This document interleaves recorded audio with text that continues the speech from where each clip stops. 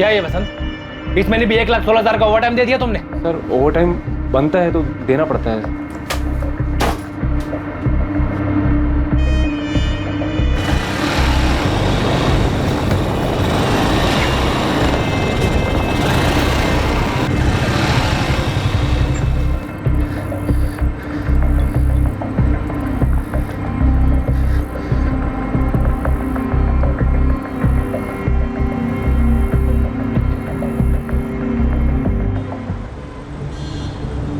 Bike का number क्या है? MH-342A। वैशाली, तुम्हारे पति राकेश सिन्हा करते क्या? इंजीनियरिंग वर्कशॉप है, उनकी अपनी फैक्ट्री यूनिट है। क्या बात कर रहे हैं आप? जितना पुराना रिश्ता है ना हमारा, उतना ही पुराना रेट है। हाँ केडिया साहब, आप चिंता मत कीजिए, आप चिंता मत कीजिए। आज शाम तक आपका ऑर्डर आपके गोडाउन में पहुंच जाएगा। Thank you. काला नंबर 12/330, चित्रे इंडस्ट्रियल एस्टेट, वसई। जी। बिजनेस में किसी के साथ कोई दुश्मनी या फिर कोई धमकी वगैरह? नहीं मैम, मुझे तो कभी कुछ बताया नहीं। कोई लोन या फिर कोई बड़ा घाटा? बिल्कुल नहीं मैम, उल्टा काफी अच्छा चल रहा है उनका। अभी हमारी 5वीं एनिवर्सरी के लिए आपने ज्वेलरी बनाई, साड़ियाँ भी खरीदी थी। तुम ये बताओ, ये सोने का हार तुम्हें पसंद तो आया ना? क्या राकेश रोज इतने सुबह ही अपने वर्कशॉप चले जाते हैं? नहीं, ज्यादातर सुबह 9 बजे निकलते हैं और शाम को 5 बजे तक लौट आते हैं। लेकिन कल रात एक फोन आया था। नहीं, तुम कल सुबह 7 बजे ऑफिस में मिला मुझे। कोई अगर मगर नहीं सुनूंगा। आ जाना चुपचाप। किससे बात हो रही थी? ये मुझे नहीं पता, लेकिन राकेश बहुत टेंशन में लग रहे थे। क्या हुआ, सब ठीक तो है ना? सुबह 7 बजे ऑफिस के लिए निकलूंगा मैं, नाश्ता करके जाऊंगा। क्या हुआ राकेश? राकेश!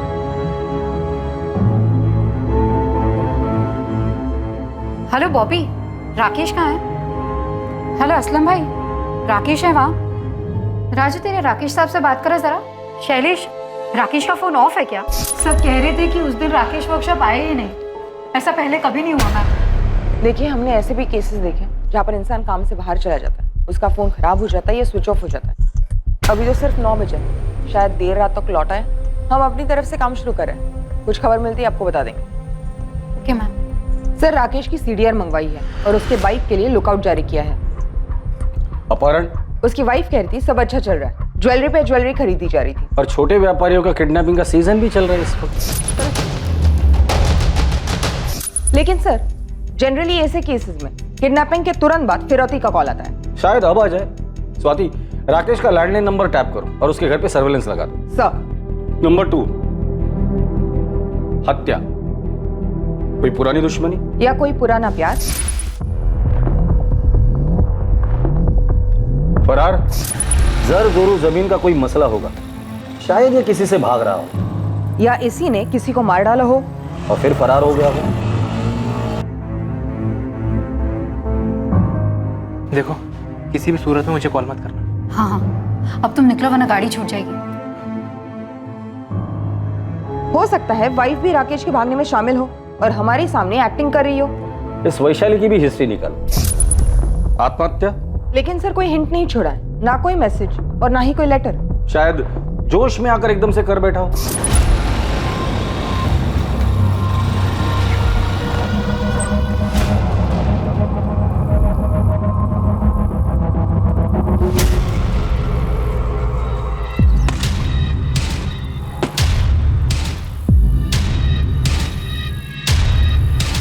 सर, मैं खबरियों से कहकर सारी पर्सनल डिटेल्स निकलवाती हूँ। ऑफिस में जाकर जितने भी लोग हैं सबसे बात करो और हर एक का स्टेटमेंट रिकॉर्ड करो। सर, जवान आदमी, बिजनेस अच्छा चल रहा है, खूबसूरत पत्नी, आत्महत्या का एंगल मुझे सबसे वीकेस्ट लगता है। स्वाति, कुछ पिंजरे ऐसे होते हैं जो दिखाई नहीं देते, सिर्फ उस पंछी को पता होता है कि उस पर क्या बीत रही है। क्या राकेश सिन्हा किसी ऐसे पिंजरे में कैद था जिससे निकलने का रास्ता सिर्फ आत्महत्या थी? और क्या सिर्फ राकेश पिंजरे में कैद था या और भी लोग थे जो अपने अपने पिंजरों में तड़प रहे थे?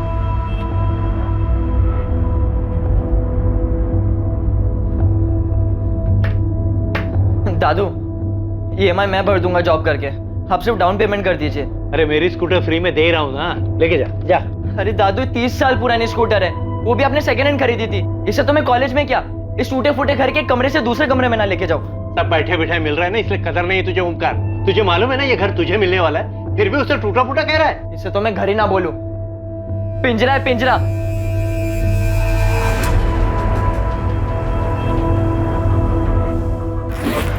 लेकिन सुमित, बिना नौकरी में मुंबई में क्या करोगे?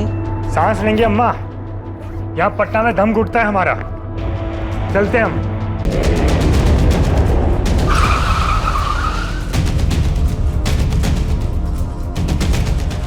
मैडम मैं राकेश सिन्हा का मैनेजर हूँ। मैम मेरा नाम बॉबी पिंटू है। ये राजू माने, शैलेश कोटियान और असलम दलवाई, ये हमारे परमानेंट वर्कर्स हैं। बाकी कुछ कारीगर हैं जो डेली वेजेस पे काम करते हैं, और ड्राइवर वगैरह तो कॉन्ट्रैक्ट पे हैं। आपका परमानेंट स्टाफ इतना ही है? नहीं मैम, हमारे अकाउंटेंट है वसंत प्रधान जी, जो आज आए नहीं है। क्यों? उनका मैसेज आया था, उनकी तबीयत खराब है। और कल आप में से किसी ने भी आपके बॉस राकेश सिन्हा को नहीं देखा? नहीं मैम। ठीक है, अब सभी लोग अपना नाम, घर का पता और नंबर इस हवलदार साहब के पास लिखवाएंगे। बॉबी, क्या कोई माजरा था? राकेश घर से टेंशन में निकला था। मैम घर का कुछ हो तो पता नहीं, बाकी बॉस को ऑफिस में कुछ कॉस्ट कंट्रोल को लेके परेशानी थी। 2-3 महीने से कुछ ओवर टाइम का इशू था। बाकी ये सब तो हर कारखाने में होता है। मैडम राजू माने कुछ कह रहा है। हाँ बोलो। कल जब मैं काम पे आ रहा था ना, तो हमारे अकाउंटेंट साहब दिखे थे मुझे। उनकी तबीयत तो बिल्कुल ठीक थी, लेकिन बहुत ज्यादा गुस्से में और परेशान लग रहे थे। और प्रधान साहब, क्या हालचाल? ये ऑफिस जाने के बजाय यहाँ का बैठे हो आप? अरे बाहर में क्या ऑफिस? क्या हुआ? नौकरी छोड़ दी मैंने। अभी जो होगा वो देखा जाएगा। देखो भाई प्रधान साहब, ये एकदम अचानक से क्या हुआ? क्या बात है, क्या हुआ? एक बात सुन ले, दूसरों का खून चूसे बगैर कोई अमीर नहीं बन सकता, कोई नहीं बन सकता। ये बात तूने मुझे पहले क्यों नहीं बताई? सर मुझे लगा कि ऐसे टेंशन में बोला होगा, और वैसे भी उन्हें बीपी की तकलीफ है। बॉबी, ये वसंत प्रधान रहते का है? कुछ पता चला मेरे पति का? अभी तक तो नहीं, लेकिन हम लोग यही पता करने में लगे हुए हैं। हम आपके लैंडलाइन की टेपिंग के लिए आए हैं। अगर किडनैपिंग हुई है तो फिरौती के लिए कॉल कभी भी आ सकता है। अंदर आ जाए हम लोग। जी जी आइए।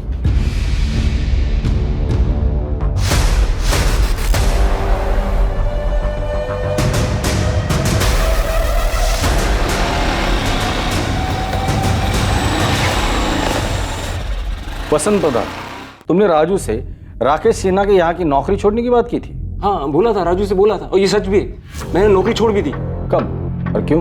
परसों रात को मेरी तबीयत सच में डाउन थी, बीपी हाई था, तो रात को राकेश सर का फोन आया था। राकेश सर, मैं कल छुट्टी लेना चाहता हूँ, मेरी तबीयत ठीक नहीं है। नहीं, तुम कल सुबह 7 बजे ऑफिस में मिलो मुझे। आ जाना चुपचाप। सर मैं दूसरे दिन यानी कल सुबह 6:55 को ही मैं जब ऑफिस पहुंचा, राकेश सर पहले ही आ चुके थे, और मुझे पहले से ही मालूम था कि उन्हें किस बात का गुस्सा था। कितना कट मिलता है तुझे? क्या कह रहे हैं सर आप? डरो मत। तुमने मुझसे इंक्रीमेंट मांगा था, मैंने कहा था दिवाली तक रुक जाओ बस, लेकिन नहीं। ऐसे पैसे कमाओगे तुम? कोई वर्कर आधा घंटा एक्स्ट्रा काम करता है तो उसकी आधी शिफ्ट का ओवर टाइम लगा दोगे? कितना कट मिलता है तुम्हें? ओवर टाइम का आधा? अरे सर, अगर मैं चोरी चपाटी घपलेबाजी करता ना, तो आज आपके जैसा ऐसा फैक्ट्री का मालिक बन गया होता। मतलब क्या तेरा? मैं फ्रॉड करता हूँ? अरे खून चूसते हो तुम गरीबों का। अकाउंट संभालता है ना तुम, खुद ही अपना हिसाब क्लियर कर, कल से आने की जरूरत नहीं। आउट। हाँ ठीक है, जा रहा हूँ। वैसे भी मैं नहीं आने वाला था राकेश सिन्हा। आउट। अरे जा रहा हूँ। क्या किया राकेश के साथ? मैं राकेश के साथ क्या करूंगा? और उसके साथ कुछ हुआ नहीं है। साले ने मार्केट से बिजनेस के नाम पे पैसा उठाया होगा, खर्च दिया होगा कहीं, या कहीं लगा दिया होगा, और अब फरार हो गया।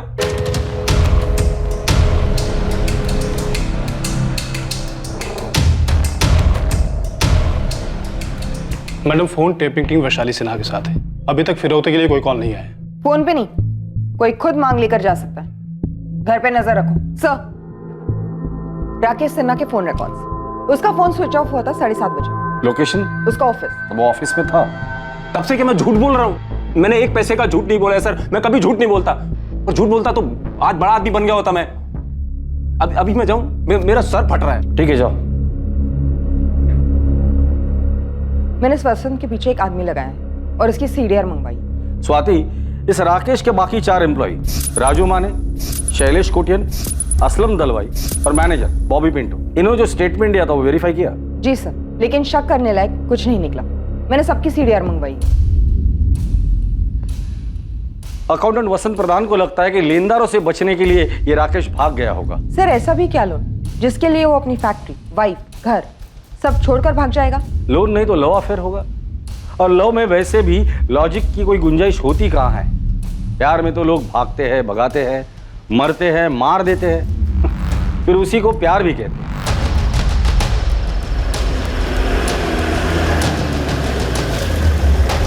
सर, वो अपना रूम।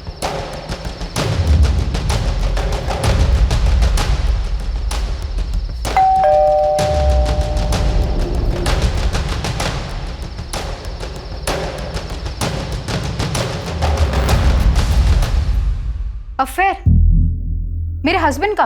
तुम्हें कभी शक हुआ था? वो वैसे है ही नहीं, बस अपना काम और घर। इनफैक्ट हमारे रिश्ते में भी सब कुछ ठीक था। शादी को कितने साल हो गए? जी ये 6ठा साल है। आप मुंबई से ही हो? नहीं, हम असल में पटना से हैं। मुंबई कब आए थे? बस 1 ही साल हुआ है। पटना में क्या बिजनेस था? यही सेम बिजनेस था। तो फिर पटना क्यों छोड़ा? मैडम, राकेश हमेशा से मुंबई आना चाहते थे, उनके बड़े अरमान थे। वहाँ शादी से पहले राकेश की कोई गर्लफ्रेंड थी?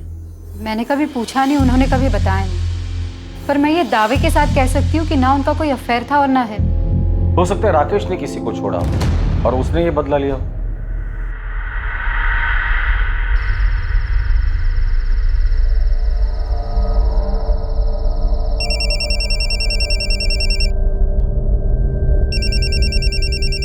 उठाए मैडम और उसे बातों में लगा के रखिए। हेलो, सुमित बोल रहा हूँ। कौन सुमित? कौन हो आप और मेरे पति कहाँ हैं? Hello hello.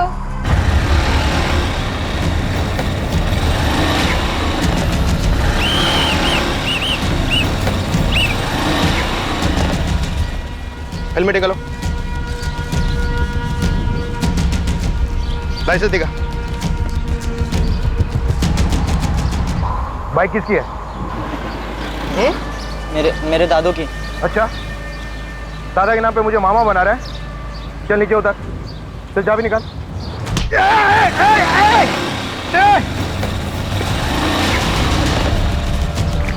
Control room, red alert वाली motor bike number MS XX 342 है, साने गुरुजी रोड की तरफ गई है।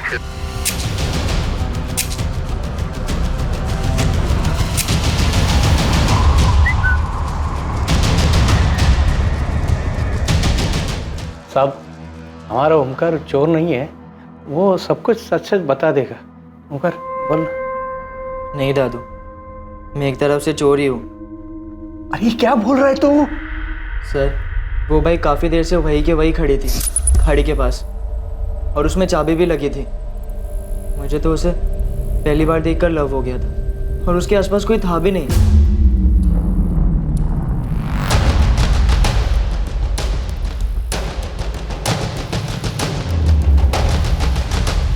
मैडम, मैडम मेरे पोते को माफ कर दीजिए, मेरा और कोई सहारा नहीं है। एक्चुअली मैम, मैं 2-3 दिन चलाकर यही छोड़ने वाला था, वापस रख तो नहीं सकता था। Ma'am please, sorry. तो फिर ली क्यों तूने? तू आगे जाके जॉब करके लोन पे बाइक ले सकता था। उसमें टाइम लगता है ना मैम, और मुझे खाई थी। सर को बोल के छोड़ दो ना ma'am, please. Sir, Swati, accountant Vasant का कहना है कि उसके सेठ राकेश ने मार्केट से पैसे उठाए होंगे। मुझे लगता है टेंशन में आके बाइक वहां खड़ी कर यहाँ से कूद गया हो। सर ड्राइवर्स को काम पे लगा देते हैं। और पटना पुलिस फोन करके पता करो कि इस आदमी की माली हालत क्या थी। हो सकता है 1 साल पहले कर्जदार से बचने के लिए वो मुंबई शिफ्ट हुआ हो। जी सर, मैं आज ही बात करती हूँ पटना पुलिस से। सर, इस लड़के का क्या करें? माइनर है, सॉरी बोल रहे हैं। दादाजी का इसके अलावा और कोई नहीं है। 17 वर्षीय ओमकार कदम को पुलिस ने वार्निंग देकर और अंडरटेकिंग लेकर जाने दिया, लेकिन केस खत्म होने तक उस पर नजर रखने के ऑर्डर्स भी दिए गए। दूसरी तरफ पटना से राकेश के अतीत से जुड़े कई सुराग मिलने वाले थे, जो कि इस केस की नींव थे। और तीसरी ओर पुलिस के डाइवर्स के हाथ कुछ ऐसा लगने वाला था जो इस केस को एक नई दिशा देने वाला था। लेकिन अहम सवाल अब भी यही था कि क्या राकेश सिन्हा ने वाकई में आत्महत्या की थी?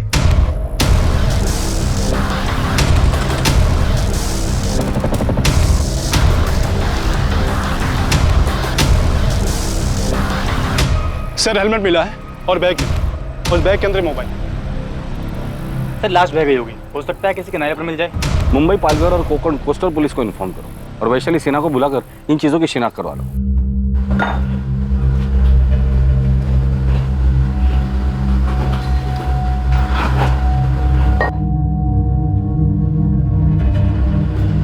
अरे असलम भाई,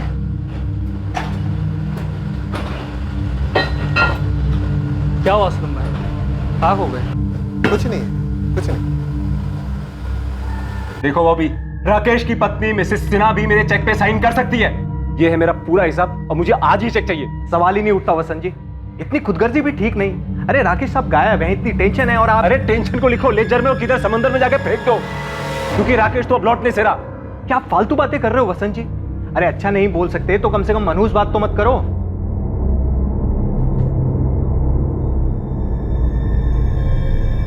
क्या हुआ, कुछ कहना चाहता है?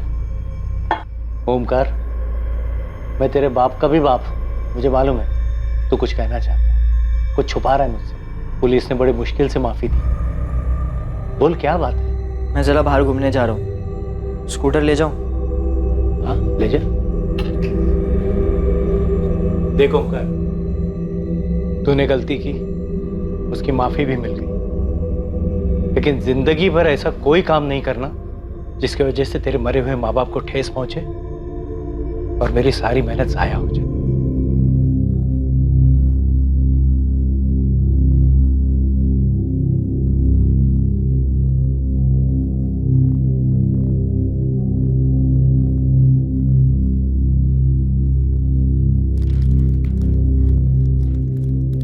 राकेश ने सुसाइड किया?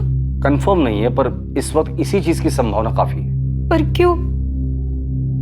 और उनकी बॉडी?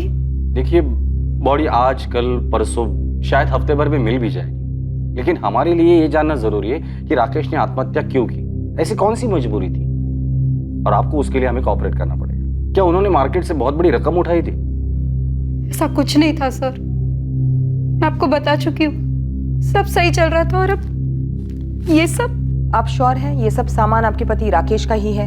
जी मैम, मुझे विश्वास नहीं हो रहा कि मेरे पति सुसाइड कर सकते।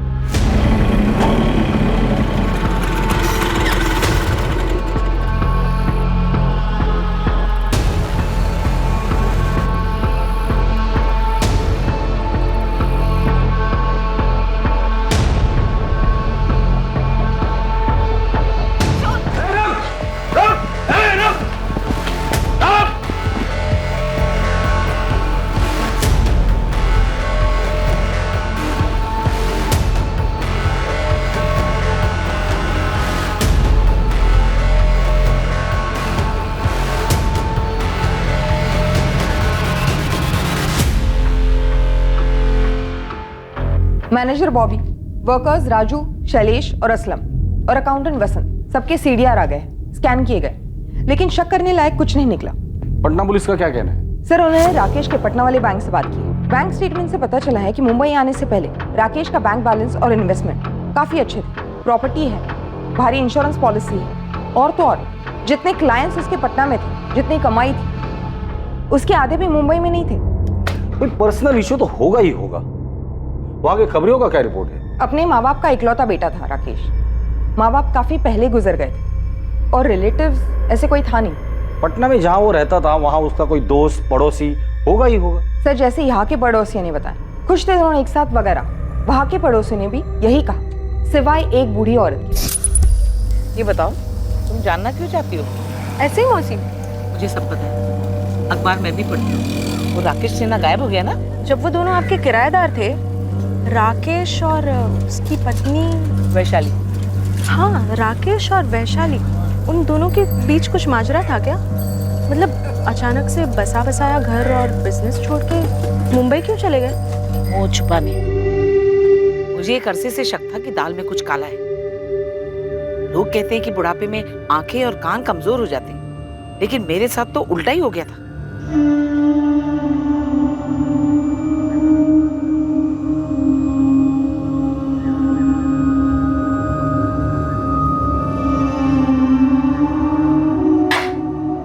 नमस्ते काकी। जीते रहो बेटा। किराया देने आया था। आओ अंदर आओ। लीजिए काकी, गिन लीजिए।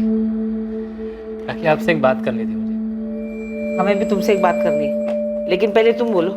खुद का मकान बनाना चाहता हूँ, सोचा एक बार आपसे पूछ लेता हूँ, क्या आप अपना मकान हमें बेचेंगी? बेटा, तुम मेरा मकान खरीदना चाहते हो, लेकिन तुम्हारा घर बिक चुका है। क्या? तुम्हारे घर में आग लगी हुई है। पहले जाके उसे बुझाओ। मैं जानती हूँ कि तुम्हें सब कुछ पता है, लेकिन तुम चुप हो। मैं भी सब कुछ जानती हूँ, लेकिन तुम्हारी भलाई के लिए मैं भी चुप हूँ। लेकिन जानते हो, जब ये सारी बात मोहल्ले में लोगों को पता चलेगी तो क्या होगा? उस लड़के का तो कुछ नहीं जाएगा, वो तो भाग जाएगा, लेकिन मुंह तुम्हारा काला होगा।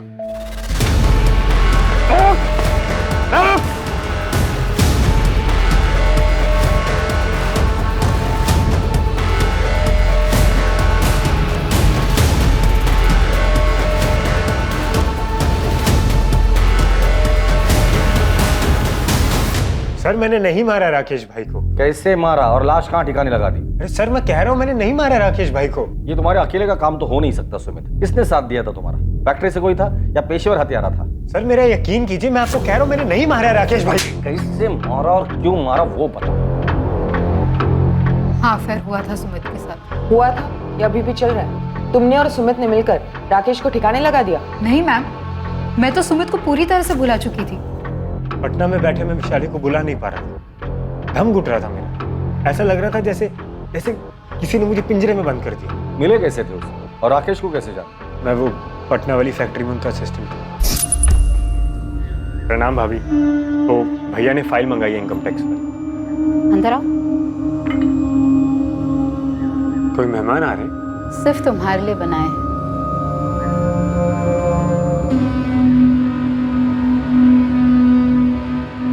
हमारे बीच में पहले दिन से एक आकर्षण था। मेरे साथ भाग चलोगे? कहाँ? जॉगिंग? आजाद करो मुझे इस पिंजरे से। कौन सा पिंजरा? अरे सब कुछ तो है तुम्हारे पास। सब कुछ होकर भी मेरे पास कुछ नहीं था, पर मुझे पता था कि सुमित ये बात कभी नहीं समझेगा। वो अफेयर बस जरूरत से निकली, मेरी ये गलती थी। ऐसे क्या जरूरत आ पड़ी कि तुमने अफेयर किया? क्या था ये पिंजरा?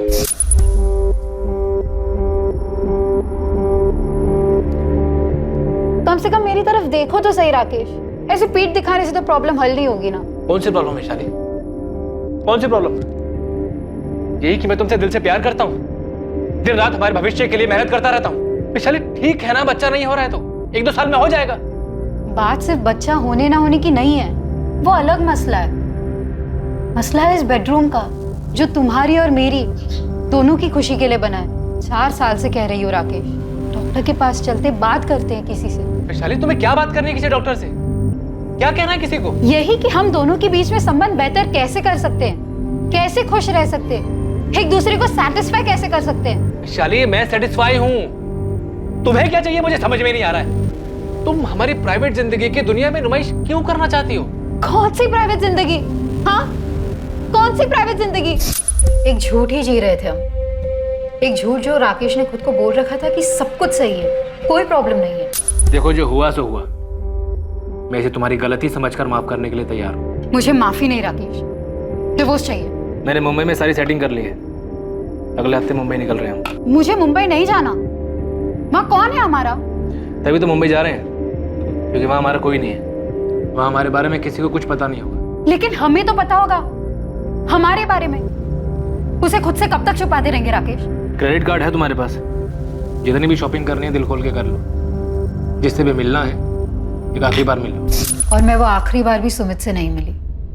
और अब राकेश गायब क्या हो गई, ये सुमित अचानक से पूरे 1 साल बाद यहाँ धमक गया है। वैशाली ने बोला था मुझसे कि राकेश भाई हमारे बारे में सब कुछ जानते हैं, लेकिन उन्होंने कभी सामने से मुझे कुछ नहीं पूछा और ना ही नौकरी से निकाला। मुझे थोड़ा बुरा भी लगता था, लेकिन अफेयर जारी रखा। मेरी तरफ से तो कभी खत्म ही नहीं हुआ था सर, लेकिन वैशाली ने उसके बाद मुझे कभी कांटेक्ट नहीं किया। उसके बावजूद तुम यहाँ मुंबई में आ गए और फिर दोनों ने मिलकर राकेश को मार डाला। नहीं सर, बिल्कुल नहीं। जब मैंने अखबार में पढ़ा कि राकेश भाई गायब हो गए हैं, शायद सुसाइड हुआ हो, मर्डर हुआ, मुझे लगा मुझे विशाली के साथ होना चाहिए, शायद फिर से हमारा रिश्ता जुड़ जाए। मैम ऐसा कुछ था ही नहीं हमारे बीच, बस 4-6 दफा फिजिकल संबंध हुए थे। मेरी गलती थी, मैंने डिवोर्स मांगा, राकेश ने दिया नहीं। मैंने समझौता कर लिया था अपने तकदीर के साथ, कबूल कर लिया था कि मुझे शायद इस जिंदगी में वो शारीरिक सुख नसीब नहीं होगा। वैशाली, क्या तुम्हें ऐसे लगता है कि तुम्हारे सुमित वाले अफेयर की वजह से राकेश को अपनी कमियों का ज्यादा एहसास हुआ हो और उसने आत्महत्या कर ली हो? अगर ऐसा होता तो वो कभी तो जताते, कुछ तो बोलते, पर ऐसा कभी नहीं हुआ और वो आत्महत्या करने वाले आदमी नहीं है। तो फिर सुमित ने राकेश का कत्ल कर दिया हो? माना मैं उसके लिए यहाँ चला आया, उसे कभी बुला नहीं पाया, लेकिन मैं इतना गया गुजरा इंसान भी नहीं हूँ कि किसी का कत्ल करने का सोचूं। सर, राकेश भाई के गायब होने में मेरा कोई हाथ नहीं है। तुम्हारा हाथ है या और हाथों ने तुम्हारा हाथ बटाया था, ये तो बहुत जल्द पता चल ही जाएगा सुमित।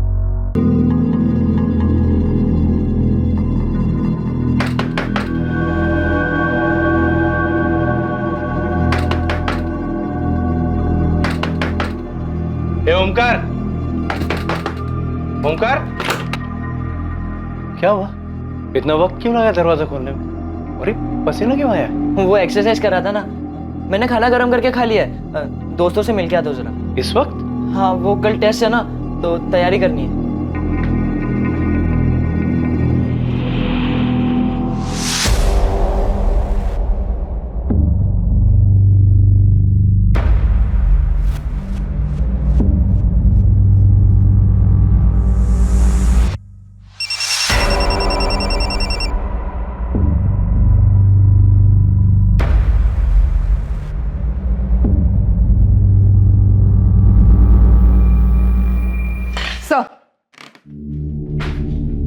मैंने पटना पुलिस से कंफर्म किया, सुमित 4 अक्टूबर को पटना में ही था। एक्चुअली स्वाति, मुझे तुम्हारे लॉजिक में दम लगता है। भले इस राकेश ने सुमित और वैशाली के अफेयर को माफ करने की बात की हो, लेकिन ये राकेश अंदर ही अंदर घुट रहा होगा, अपने सेक्सुअल प्रॉब्लम को लेकर डिप्रेस हुआ हो और कूद गया हो।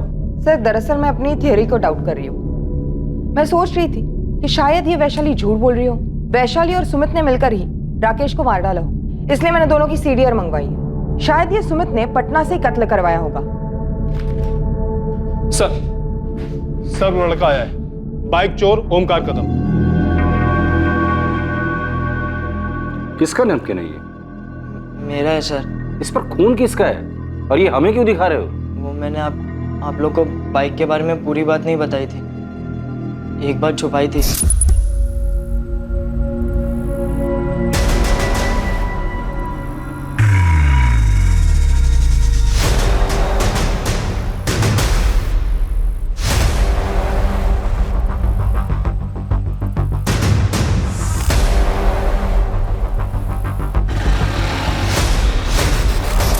इतनी इंपॉर्टेंट बात तुमने हमसे छुपाई क्यों?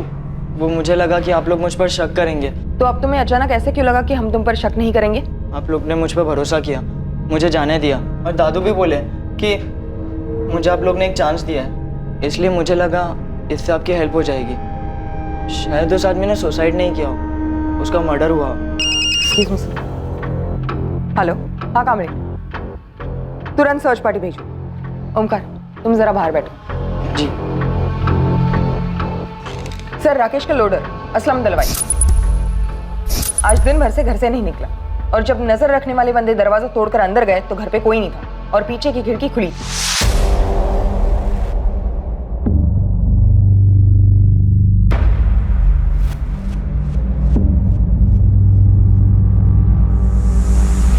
स्वाति, इसे फॉरेंसिक लैब भेज दो और उस असलम को अपनी कस्टडी में ले लो।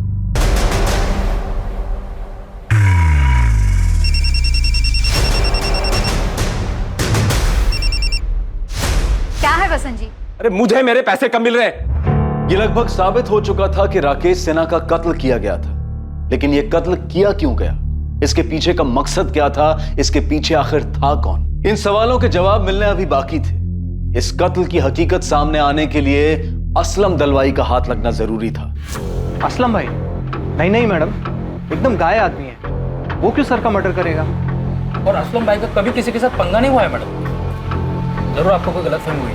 तो फिर ये असलम फरार क्यों हुआ? फोन भी स्विच ऑफ है, उसे पता चल गया था कि हम उस तक बहुत जल्द पहुंचने वाले, इसलिए मौका देखते ही भाग गया। कोई ऐसी जगह पता है जहां वो छुप सकता है? हाँ, उसके गांव का एड्रेस है हमारे पास। हमने पता किया, वो वहां नहीं है।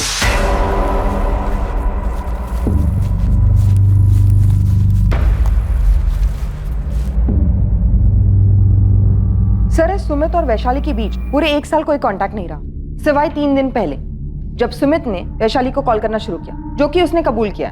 दोनों की कॉल लिस्ट में ऐसा कोई नंबर भी नहीं जिससे उन पर शक जाए। लेकिन एक गौर करने वाली बात है, हाल ही में अकाउंटेंट वसंत प्रधान की तरफ से वैशाली को कई कॉल्स किए गए। मेरी मेहनत की कमाई है सर, और मुझे इस वक्त उसकी सख्त जरूरत है। मैंने बॉबी को बोला था कि वैशाली ऑथराइज है मेरे चेक को साइन करने के लिए, लेकिन बॉबी ने बोला पहले राकेश को मिल जाने दो। अरे मेरे को मेरे पैसे की अभी जरूरत है, इसलिए मैं लगातार वैशाली को फोन कर रहा था। बोलिए क्या गुनाह किया मैंने? अकाउंटेंट वसंत प्रधान के खिलाफ कोई ठोस सबूत नहीं था, लेकिन यह भी सच था कि 4 अक्टूबर की सुबह सिर्फ एक वही था जिसने राकेश को ऑफिस में देखा था, जिसके बाद राकेश गायब हुआ। पर क्या सच में वसंत ही था जिसने आखिर में राकेश को फैक्ट्री में देखा था? आखिरकार पुलिस को एक ब्रेक थ्रू मिला। अब असलम भी पकड़ा गया था। उससे पुलिस को आगे की एक स्ट्रॉन्ग लीड मिली। केस क्लोज होने वाला था। मुजरिम तक पहुंच पक्की होती गई। इस जुर्म का अतीत से रिश्ता जरूर था, एक आदत से, एक फितरत से जो बदलने का नाम नहीं ले रही थी। असलम, अब तू खुद बोलेगा या खातिरदारी करी थी? मैंने कुछ नहीं किया मैंने। तो छुप क्यों रहा था तू? मैं डर गया था। मुझे सच में नहीं पता कि उस सुबह कुछ ऐसा होने वाला था। अभी हमारी 5वीं एनिवर्सरी के लिए आपने ज्वेलरी बनाई थी, साड़ियाँ भी खरीदी। तुम ये बताओ, ये सोने का हार तुम्हें पसंद तो आया ना? सच कहूँ तो नहीं राकेश, मुझे ये सोने का हार नहीं पहनना। मुझे बस इस सोने के पिंजरे से आज़ाद होना है। फिर से बोल रही हूँ राकेश, मुझे डिवोर्स चाहिए। पिछले साल जब तुमने सुमित के साथ अफेयर किया था तब भी तुमने डाइवोर्स की रट लगा रखी थी। इस बार फिर से अफेयर शुरू किया? नहीं राकेश, मैं तो उसके कांटेक्ट में भी नहीं हूँ। मैं सुमित की बात नहीं कर रहा हूँ वैशाली। इस बार मैंने खुद अपनी आंखों से देखा।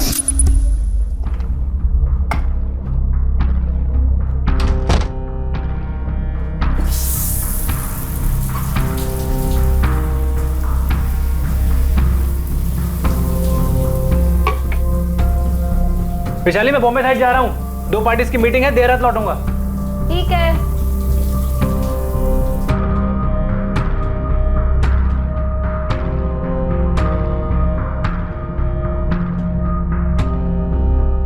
बुरी आदत जाती नहीं है ना तुम्हारी? जिसे तुम बुरी आदत कह रहे हो ना राकेश, वो हर इंसान की जरूरत है, पर तुम्हारी समझ के परे। सब समझते, पर तुम ये नहीं समझते हो कि आदमी बस एक खुशी नहीं दे पा रहा तुम्हें, बदले में हर तरह की खुशियां देता है तुम्हें। तुम्हारे नाम की एफडी, जमीन, कंपनी में पार्टनरशिप, हर तरफ तुम्हारा नाम लिखवाता हूं मैं। साड़ियां लेके देता हूं, जेवर लेके देता हूं, सब तो लेके देता हूं तुम्हें, लेकिन नहीं, तुम्हें तो बस जानवर की तरह बिस्तर। एक बात बताओ, अगर तुम्हें भूख लगी हो और मैं तुम्हारे लिए गाना गाऊं तो, या घर सजाओ तो, या खुद सज सज कर तुम्हारे पैर दबाओ तो, इससे तुम्हारी पेट की भूख मिटेगी? विशाली, दुनिया में से कई जोड़े हैं जो बिना एक दूसरे के साथ शारीरिक संबंध बनाए खुश रहते हैं। उन लाखों जोड़ों ने आके तुम्हें खुद बताया, तुम गए थे उनके बेडरूम्स में देखने? विशाली, मैं दूसरी बार भी तुम्हें माफ करने की। प्लीज प्लीज, माफी शब्द का इस्तेमाल भी मत करना तुम। और एक बात और सुन लो, ये जो बार बार तुम जेवर साड़ी की बातें करते हो ना, इससे मुझे घिन आती है। इसलिए नहीं कि तुम इन सबसे मेरी बेडरूम की नाखुशी को खरीदना चाहते हो, बल्कि इसलिए क्योंकि ये अपने आप में भद्दे है, मेरी पसंद के नहीं है, जरा भी नहीं। तुम सब कुछ सिर्फ और सिर्फ अपनी पसंद से लाते हो। कभी मेरी पसंद नापसंद जाने की कोशिश की तुमने? बस अपने लोगों में अपना नाम रोशन करवाना चाहते हो। समाज में भले ही लोग तुम्हें किसी हीरो का खिताब देते होंगे, लेकिन मेरे लिए तुम सिर्फ एक जीरो हो। मैं तुम्हारे नाम के आगे से सारे जीरो काट देता हूं। एक तमड़ी भी नहीं दूंगा तुम्हें। इंश्योरेंस से लेकर प्रॉपर्टी से लेकर हर जगह से तुम्हारा नाम मिटा देता हूं। फिर तलाक दूंगा तुम्हें, उसके बाद ये वीडियो ऑनलाइन डाल दूंगा ताकि हर कोई इसका मजा ले पाए। तुम्हारे माँ बाबा, भाई बहन सब, और तुम्हारे प्रेमी की पत्नी, सबकी फैमिली, सबके सब। कुछ दिनों तक राकेश और वैशाली के बीच भारी तनाव रहा। नहीं, तुम कल सुबह 7 बजे ऑफिस में मिला मुझे। कोई अगर मगर नहीं सुनूंगा। क्या हुआ, सब ठीक तो है ना? सुबह 7 बजे ऑफिस के लिए निकलूंगा मैं। और आखिरकार वो दिन आ ही गया जब इस साजिश को अंजाम दिया जाने वाला था।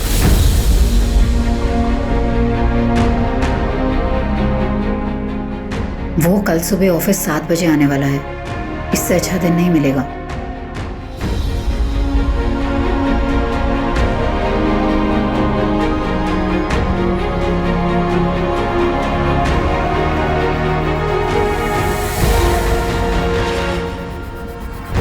निकल दो।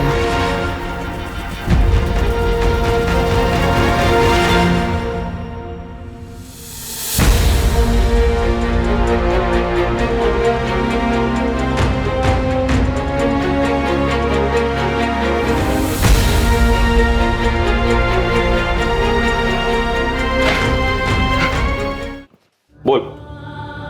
सर, ऐसा मैंने पहले कभी कुछ नहीं किया। ऐसा कुछ मतलब मर्डर? नहीं सर, मतलब वो अफेयर सर। सर मेरा फर्स्ट टाइम था सर। राकेश उस दिन एक नई डील के लिए शहर के बाहर गए थे, तो मुझे उन्होंने घर से एक फाइल मंगवाने के लिए कहा था। क्लाइंट का डील क्लोजर था, अर्जेंट था।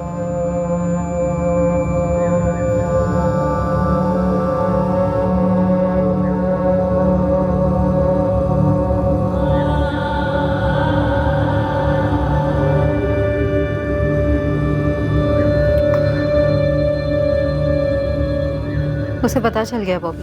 क्या? कभी? काफी दिन हो गए। फिर उसने अभी तक मुझे कुछ बोला क्यों नहीं? वो उसका स्टाइल नहीं है। जो बोलना है मुझे बोल गया है। क्या बोला? यही कि डिवोर्स देने को तैयार है। डिवोर्स? वैशाली मैं शादीशुदा हूँ, मतलब बच्चा ऑन द वे है। तुमसे शादी करने की बात नहीं कर रही हूँ। मैं खुद ऐसा डिवोर्स नहीं चाहती जहाँ वो सारी प्रॉपर्टी, इंश्योरेंस कंपनी हर जगह से मेरा नाम निकाले, और ना सिर्फ मुझे रास्ते पर लाए पर तुम्हें भी रास्ते पर लाए। मुझे? उसने बेडरूम में कैमरा छुपाया था बॉबी। कह रहा है वायरल कर देगा। तुम्हारी शक्ल, मेरी शक्ल, सब कुछ काफी साफ नजर आ रहा है। अब कुछ नहीं, बस राकेश को मार डालना होगा। क्यों जोक कर रही हो वैशाली? सीरियसली बोलो ना, क्या करना है? मैं मेरी जिंदगी के बारे में कभी जोक नहीं करती बॉबी। हम उसे मार डालेंगे। कंपनी की 50% पार्टनरशिप तुम्हें दूंगी, और हमारी बेडरूम की पार्टनरशिप जारी रहेगी जब तक दोनों में से कोई बोर ना हो जाए। ये घर, पटना वाला घर, इंश्योरेंस का पैसा और बैंक में जो कुछ भी है सब कुछ तुम्हें मिलेगा ना? अब आए ना लाइन पर।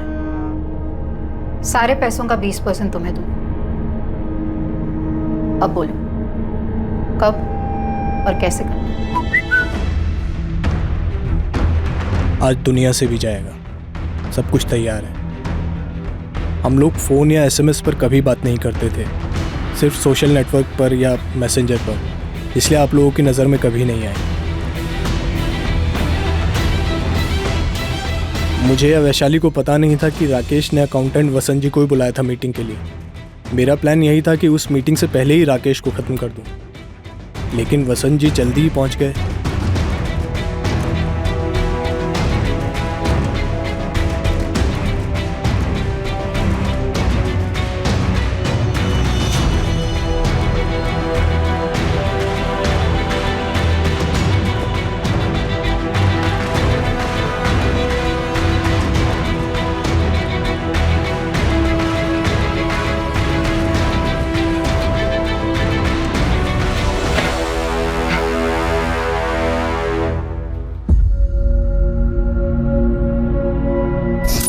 मुझे राकेश सर ने खुद एक रात पहले फोन किया था। किस बारे में?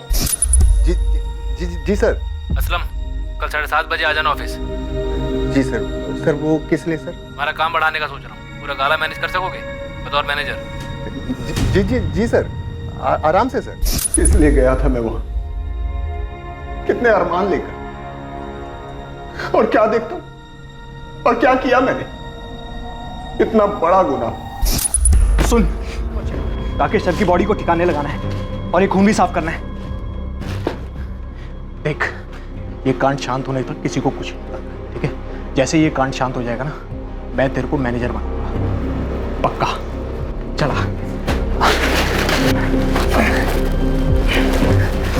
मैंने डर के मारे आप लोगों को भी झूठ बोला कि राकेश सर आए ही नहीं, जबकि आए थे। तो बॉबी ने उन्हें मार भी दिया। बॉबी, लाश अब भी वही है सेप्टिक टैंक में?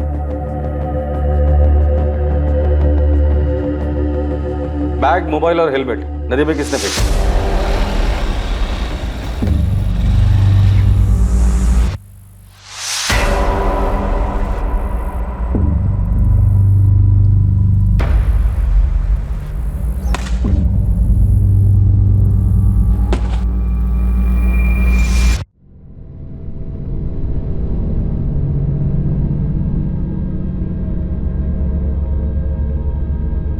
बॉबी पिंटो और वैशाली सिन्हा पर हत्या करने और असलम दलवाई पर हत्या में षड्यंत्र करने के आरोप लगे। उनके खिलाफ चार्जशीट फाइल हो चुकी है। एक बंधन से मुक्त होने के लिए हत्या का सहारा लेने वाली वैशाली सिन्हा अब अपने जुर्म के पिंजरे में हमेशा के लिए कैद होकर रह गई। इस केस में सभी शामिल लोग पीड़ित आरोपी संदिग्धों ने अपने आप को एक पिंजरे में जकड़ा हुआ पाया, पर यह पिंजरा हकीकत नहीं थी। सच तो यह था कि यह पिंजरा दरअसल इन्हीं सब का एक मानसिक दृष्टिकोण था, एक सोच थी जिसे वो बदल नहीं पाए, उसके शिकंजे से निकल नहीं पाए। आरोपी वैशाली की शारीरिक संतुष्टि की याचना बिल्कुल जायज शिकायत थी। हर इंसान को अपने तरीके से जीने का पूरा हक है, पर उसने अफेयर से राहत पाने की कोशिश की और फिर अपने पति की हत्या को अपने पिंजरे की चाबी बनाया। और वजह सिर्फ यही नहीं थी, वैशाली रिहाई के साथ सोने का पिंजरा भी चाहती थी, और वो पिंजरा था राकेश की संपत्ति। और इसी के कारण वैशाली के साथ किसी भी किस्म की नैतिक सहानुभूति रखने की कोई गुंजाइश नहीं बनती।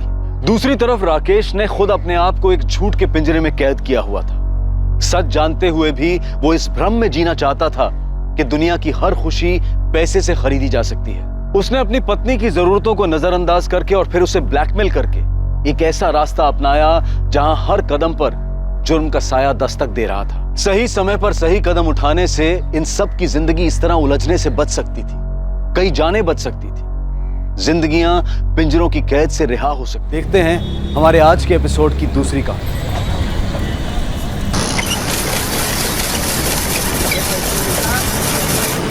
अभी मजा आएगा ना, अपन खाएंगे तो, है ना?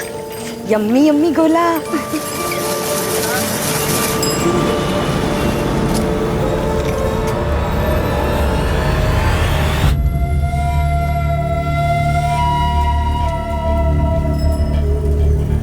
भैया काला खट्टा ज्यादा डालना।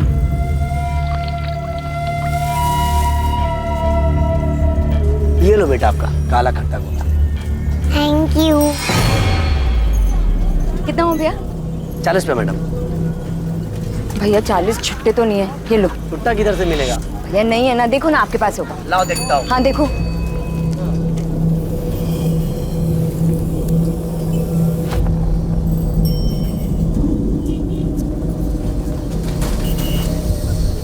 भैया आप तो छुट्टा रखा करो ना।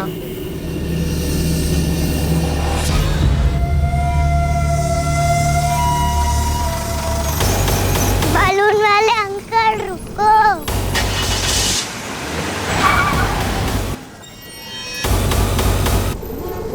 ठीक है, थैंक यू भैया।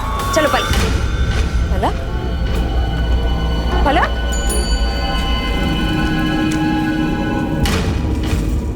भैया आपने इस बच्ची को देखा है? जी नहीं मैडम, नहीं देखा।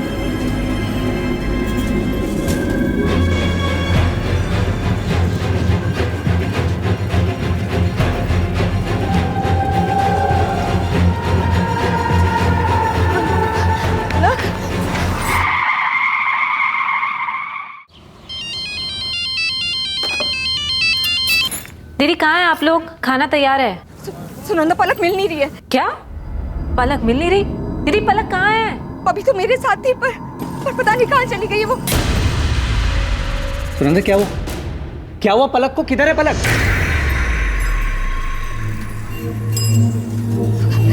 दीदी पलक मेरे साथ ही थी, मैं वहाँ पैसे दे रही थी और जब पलटी तो पता नहीं कहाँ गायब हो गई। मेरी बच्ची वरुण, मेरी बच्ची कहाँ खो गई है? वरुण कुछ नहीं होगा, मिल जाएगी। सुनंदा संभालो अपने आप को, मिल जाएगी पलक। वरुण मैं पूरी मार्केट देख चुकी हूँ, पलक कहीं नहीं है। पूरा मार्केट देख लिया आप? मुझे लग रहा है हमें पुलिस के पास जाना चाहिए। पुलिस? वरुण मेरी पलक के साथ कुछ होगा तो नहीं ना? कुछ नहीं होगा, पलक मिल जाएगी। हेलो क्या? पलक पलक मेरे बच्चे कहाँ चली गई तू? हाँ बस बस बस, रोना नहीं रोना नहीं, रोना नहीं। थैंक यू दोस्त, फोन करके बताने के लिए। कौन छोड़ के गया पलक को? पता नहीं साहब, अरे ड्यूटी करके आ जाएंगे। गाड़ी में कौन था? नहीं देख पाया साहब। पलक अभी ठीक ठाक वापस आ गई ना, यही बहुत है। पलक बेटा कौन छोड़ के गया आपको यहाँ पे? देखा आपने? गाड़ी में कौन था? कुछ तो देखा होगा आपने। वरुण प्लीज अभी रहने दो ना, सुना कितनी डरी हुई है ये। हाँ दीदी, और सिर्फ आपकी वजह से हुआ है। आप इतनी केयरलेस कैसे हो सकती है? पलक सिर्फ 6 साल की, कितना डर गई है वो, समझ रहे हैं आप? और आपको क्या लगा कि माँ बनना इतना आसान है? हर वक्त बच्चे पर ध्यान देना पड़ता है। आप पलक को गोद लेने वाली थी ना, सिर्फ बच्चा चाहने से कोई माँ नहीं बन जाता। सुनंदा क्या बोले चले जा रही हो? चलो पलक को लेके घर चलो। दुख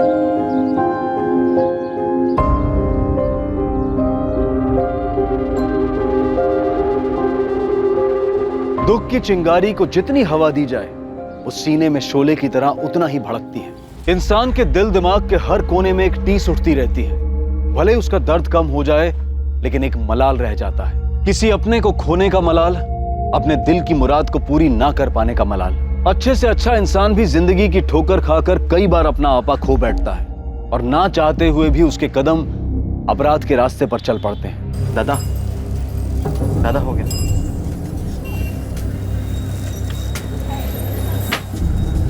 दादा मैं निकलूं, वो क्लास के लिए लेट हो रहा है मुझे। अरुण, ये तूने हिसाब किया है? सब गलत है। तेरे से एक सिंपल सा काम नहीं होता क्या? सॉरी दादा, मैं वापस आके दोबारा कर दूंगा। अभी क्लास जाने के लिए थोड़ा लेट हो रहा है। क्लास सब दिखाई दे रहा है। तू कितना पढ़ाई कर रहा है कोचिंग में? पढ़ाई के नाम पे सिर्फ तेरे ऊपर पैसे बर्बाद हो रहे हैं और कुछ नहीं। कहीं जाने की जरूरत नहीं है। अंदर जा और देख बिस्किट के कर्टन है वो बरोबर है कि नहीं है। चल जाना।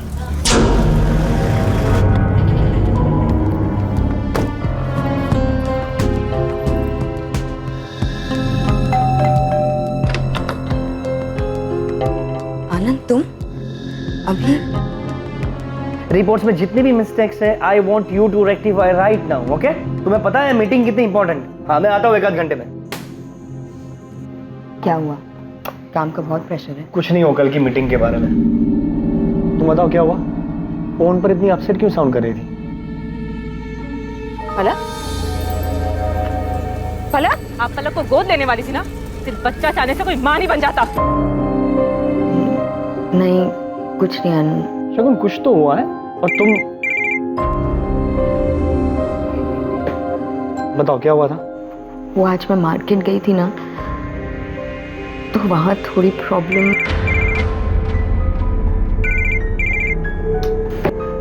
किसका फोन है? कुछ नहीं, ऑफिस से। तुम बताओ क्या कह रही थी? एक काम करो, तुम अभी ऑफिस जाओ, रात को आराम से बात करते हैं। Are you sure? Yes. Okay. सुनो, तुम रात को तैयार है ना?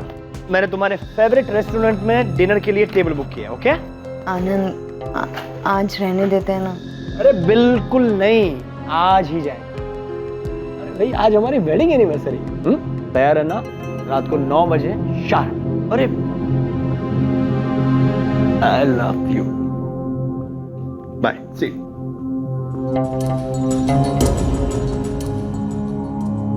अरे आनंद, अरे तुम बार बार क्यों फोन कर रही हो? शगुन के साथ में था। ठीक है, मैं आता हूँ।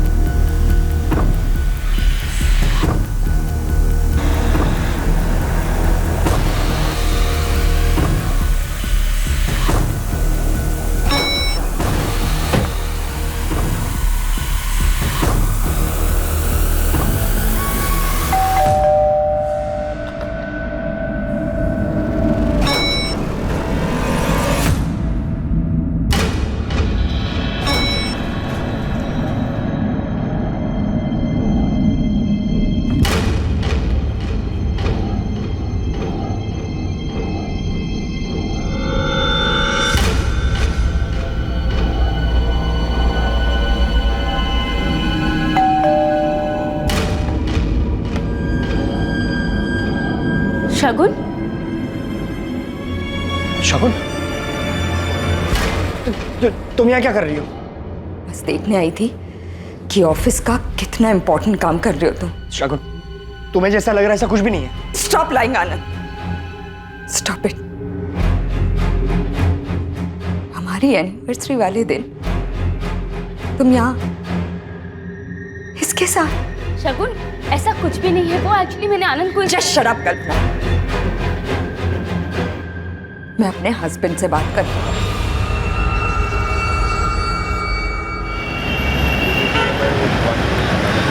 रोहिणी बेटा, ये लास्ट बाइट खा लो। वाह, सही है तुम लोगों का। मैं उधर दिन रात मेहनत करके पैसे कमाऊं और तुम लोग यहाँ आराम से बैठ के ना मुफ्त की रोटियां तोड़ो। अरे कम से कम मेरा इंतजार तो कर लेते। वो रोहिणी के सोने का टाइम हो गया था इसलिए। दीपक शांत हो जा, बैठ, मैं तेरे लिए खाना निकाल कर लाती हूँ। और ये यहाँ साहब के जैसा बैठा रहेगा? हाँ? तेरे से दुकान में कोई काम तो होता नहीं है, कम से कम घर में कुछ काम कर ले। चल जा, तेरे लिए खाना लेके आ जा। ये घर में भी कौन सा काम का है? घुर क्या रहा है? जा ना, खाना लेके आ।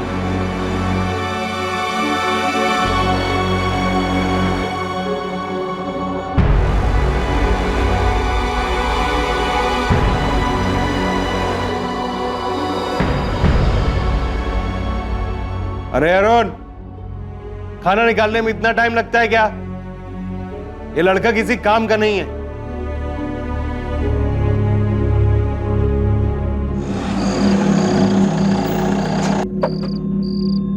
Stop lying, Anand.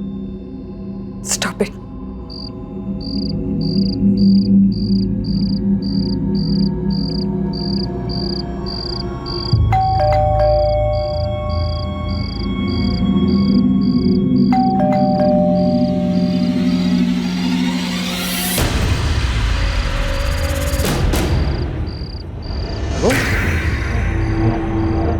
शगुन, लाइट्स क्यों बंद रखी है?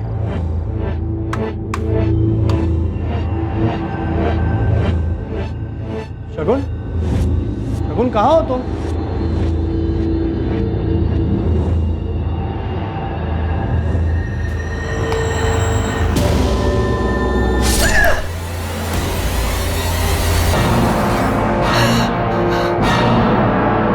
विक्टिम का नाम शगुन कुलकर्णी है, उम्र 32 साल, और यहाँ घर में अपने पति आनंद के साथ ही रहती थी। बड़ी बेरहमी से मारा है, पेट, छाती और गले पर वार किया। अंदर एक कपड़ा पड़ा है जिसमें खून लगा है। शायद कातिल ने हथियार उसी से साफ किया। घर के अंदर कोई फोर्स एंट्री या स्ट्रगल के निशान? नहीं सर, ऐसा तो कुछ नहीं मिला है। जब विक्टिम का हस्बैंड घर पे आया तो उसने विक्टिम को मरा हुआ पाया। सुरेश, अंदर चेक। मिस्टर आनंद, ये जब हादसा हुआ आपकी बीवी घर पर अकेली थी? हाँ। आपके बच्चे? हमारे बच्चे नहीं हैं। ये फ्लावर्स? मैं लाया था, आज हमारी 10th वेडिंग एनिवर्सरी थी। हम दोनों डिनर पर जाने वाले थे। घर से कोई कीमती सामान चोरी हुआ है? नहीं सर, सिर्फ शगुन का मोबाइल नहीं मिल रहा है। मैं घर आने से पहले उसे लगातार फ़ोन कर रहा था, वो उठा ही नहीं रही थी। फिर उसका फ़ोन स्विच ऑफ आने लगा। सर, बाहर कोई वॉचमैन नहीं है और पड़ोसियों का यह भी कहना है कि उन्होंने किसी को अंदर आते जाते देखा नहीं। तो फिर शगुन को इतनी बेरहमी से किसने मारा होगा?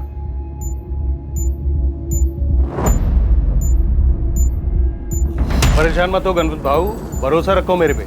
अभी जब साजे में बिजनेस किया है ना, तो नुकसान नहीं होगा। भरोसा है मेरे को। चलो चाय बोल। हटो ना बाबू, हटो।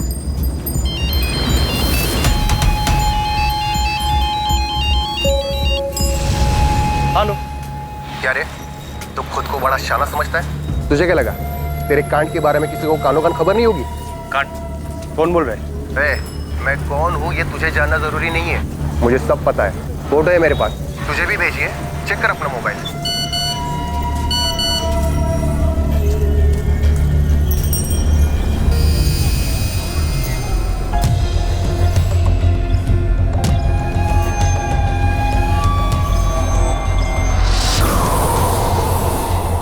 अचानक ये सब क्या हो गया? तेरी चाची को तो अब तक यकीन नहीं आ रहा। पता नहीं शगुन को कोई क्यों। दादा प्लीज संभालिए अपने आप। जीजा जी, ये सब क्या हो गया और कैसे हुआ? सुरंदा, मेरी कुछ समझ में ही नहीं आया।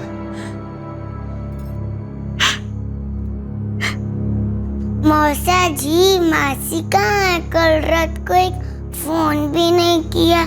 मासी गुस्सा है क्या? आई ने डांटा इसीलिए? मिस्टर आनंद, मुझे पता है ये बहुत ही टफ टाइम है आपके लिए, लेकिन आपकी बीवी के कातिल तक पहुंचने में आप ही हमारी मदद कर सकते हैं। जी, मैं कुछ समझा नहीं। देखिए, हमने इन्वेस्टिगेट किया है। आपके घर पे ना ही फोर्स एंट्री हुई है, ना ही कोई चोरी हुई है। इसका मतलब कातिल जो कोई भी था, शगुन उसे अच्छे से जानती थी। लेकिन ऐसा कौन हो सकता है? ये तो आप ही बता सकते हैं। हाल फिलहाल में शगुन का किसी के साथ कोई झगड़ा हुआ था या दुश्मनी? जस्ट शट अप कल्पना, मैं अपने हस्बैंड से बात कर रही हूँ। नहीं सर, वो किसी से झगड़ा करने वालों में से नहीं थी सर, काफी समझदार थी। उसे कोई चोट पहुंचाना क्यों चाहेगा? आपकी किसी के साथ दुश्मनी, कोई झगड़ा? हो सकता है कि आपका गुस्सा आपके बीवी पर निकाला गया हो। नहीं सर, मेरी भी ऐसा किसी के साथ ऐसी कोई दुश्मनी नहीं है। मैं तो एक फाइनेंशियल कंसल्टेंट हूँ, मेरी अपनी एक फर्म है और शगुन मेरी फर्म का अकाउंट घर से ही संभालती थी। कल आप ऑफिस कितने बजे गए? सुबह 11 बजे के करीब। आप ऑफिस से घर कितने बजे आए? रात को 9 बजे के करीब। हाल फिलहाल में शगुन ने आपको कभी कुछ बताया था कि वो अपसेट है या किसी बात का जिक्र किया था? फोन पर इतनी अपसेट क्यों साउंड कर रही थी? कल दोपहर को उसका मूड कुछ अपसेट था। वो कह रही थी कि मार्केट में कुछ हुआ था। कौन सा मार्केट? मेरे अंदाजे से हमारे घर के पास का LM मार्केट ही होगा। और ये बात शगुन ने आपको फोन पर बताई हो? जी, फोन पर ही बताई थी। क्या हुआ था मार्केट में? वो तो नहीं बताया सर, लेकिन काफी अपसेट थी। दादू पेन दो ना। अभी नहीं, बाद में देता हूँ मैं। जाओ। दादू पेन दो ना प्लीज। बोला ना बाद में देता हूँ, जा, अभी परेशान मत कर। अरुण दे देना उसे पेन। पर भाभी मैं पढ़ाई कर रहा हूँ, मेरा टेस्ट है। पढ़ के तू कौन सा बड़ा अफसर बन जाएगा? दे देना उसे पेन। क्या हो रहा है अरुण? तू क्यों फालतू में उसके गुस्से को बढ़ाता है? हाँ, लेके जा। अरे क्या हुआ मेरी गुड़िया? अरे मेरी गुड़िया रानी क्यों रो रही है? आप नहा लीजिए, मैं नाश्ता लगाती हूँ। दुकान पर जाने पे देर हो रही होगी ना? वो आज मैं दुकान नहीं जाऊंगा। सुन अरुण, तू चला जा। लेकिन दादा आज मेरा टेस्ट है, मैं कैसे जा पाऊंगा? जितना बोला उतना सुन। हाँ साहब, जरूरत आई तो थी अपनी बेटी के साथ, बुला लिया, और जब तक मैं पैसे देता उतने में ही उनकी बेटी कहीं गुम हो गई। बेटी के साथ? जी साहब। फिर मिली इसकी बेटी? पता नहीं साहब, मैंने देखा नहीं।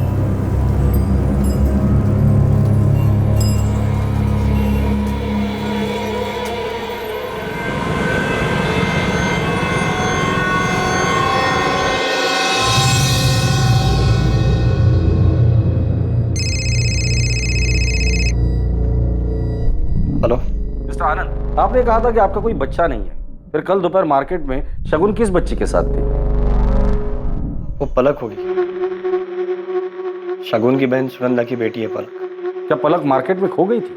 पता नहीं सर, पर शायद इसी वजह से शगुन परेशान थी। और मासी गुस्सा है क्या? आई ने डांटा इसीलिए। और क्या? पलक बता रही थी कि सुनंदा ने शगुन को डांटा भी था। शगुन के मौत वाले दिन आपका शगुन के साथ कोई झगड़ा हुआ था? नहीं सर, वो झगड़ा नहीं हुआ था, बस वो क्या? देखिए, हमें पता चला है कि शगुन मार्केट गई थी पलक के साथ में, और शायद पलक कहीं खो गई थी। हाँ सर, पलक खो गई थी। शगुन दीदी ने मुझे फोन करके बताया था। शगुन पलक से बहुत क्लोज थी, जब से पलक पैदा हुई तब से। हमारी शादी को 10 साल हो चुके थे, लेकिन हमारा अपना बच्चा नहीं था। और सुनंदा और वरुण को इस बात से कोई प्रॉब्लम नहीं? सर एक्चुअली पिछले साल सुनंदा प्रेग्नेंट थी, तब पूरा टाइम पलक हमारे घर पर ही रहती थी, और उनके बेटा होने के बाद शगुन ने सुनंदा से कहा था कि वो पलक को गोद लेना चाहती लीगली। सर मैं और वरुण पलक को गोद देने के लिए बिल्कुल तैयार थे, क्योंकि मैं जानती थी कि शगुन दीदी पलक को बहुत प्यार से रखेगी। लेकिन क्या? फिर अचानक 5 महीने बाद हमारे बेटे की तबीयत बहुत खराब हो गई, और उसके बाद अचानक।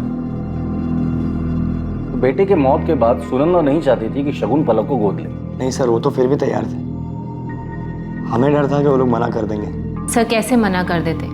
शगुन दीदी ने हमारी बहुत मदद की थी। जब वरुण का काम नहीं चल रहा था तब दीदी ने ही हमें पैसे दिए थे। यहाँ तक कि जब वरुण का बिजनेस नहीं चल रहा था तब शगुन दीदी ने आनंद जीजू को बोलकर वरुण को उनके ऑफिस में नौकरी भी दिलवाई थी। शगुन पलक के लिए कुछ भी कर सकती थी, पलक में उसकी जान बसती थी।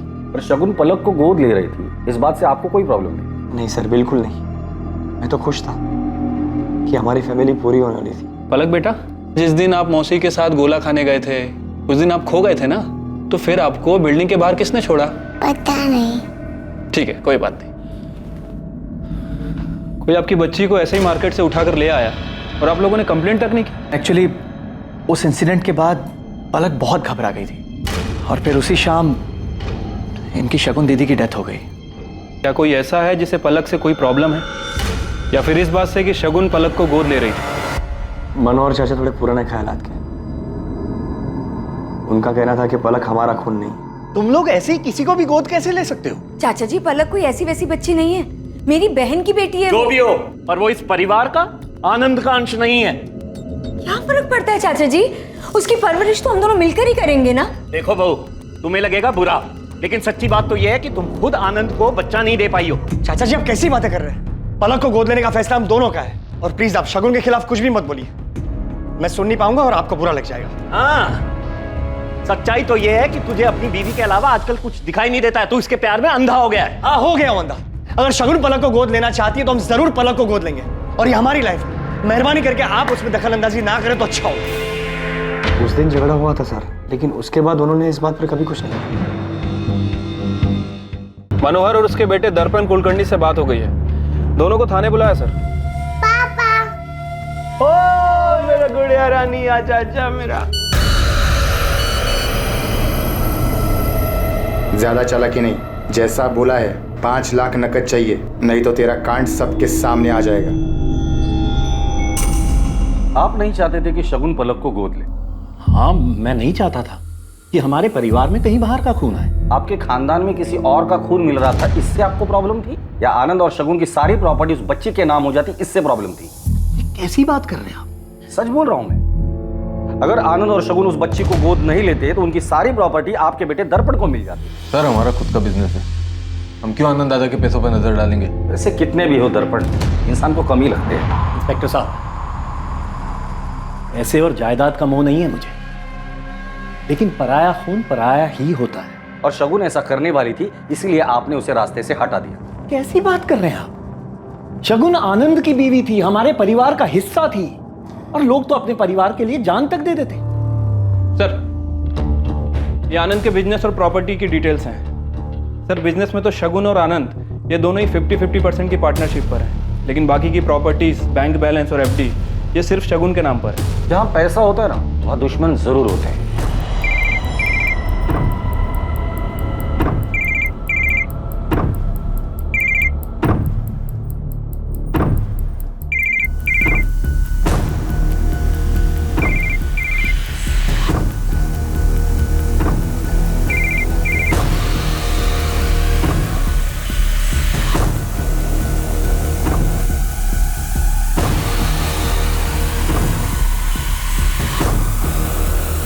विक्टिम पे 7 बार वार किया गया है, एक गर्दन पे, 2 छाती पे और 3 पेट पे। वार पूरी ताकत के साथ किया गया है। जो भी था बहुत गुस्से में था। वार किसी धारदार चीज से किया गया है, जैसे kitchen knife. Time of murder? मौत दोपहर 3 और 5 के बीच में हुई है। और हाँ, मर्डर के जस्ट पहले विक्टिम ने किसी के साथ सेक्स किया। व्हाट? सीमन के कोई ट्रेसेस? नहीं। रेप के साइन या स्ट्रगलिंग मार्क्स? नहीं, सेक्स विक्टिम की मर्जी से किया गया था। बॉडी पे स्ट्रगल का कोई भी मार्क नहीं है। आनंद का कहना है वो सुबह 11 बजे ऑफिस के लिए निकला और रात 9 बजे घर पहुंचा। अगर ये बात सच है तो फिर वो कौन था जो मौत के वक्त शगुन के साथ था? सर, हो सकता है कि शगुन का किसी के साथ अफेयर चल रहा हो। शगुन के मोबाइल का कुछ पता चला? अभी तक तो नहीं सर, हमने ट्रैकिंग पे डाला है। जैसे ही मोबाइल फोन ऑन होता है हमें पता चल जाएगा। मैंने कभी सोचा नहीं था ऐसा कुछ हो जाएगा। समझ में नहीं आता क्या करूं। आनंद, संभालो खुद को, ऐसे काम नहीं चलेगा।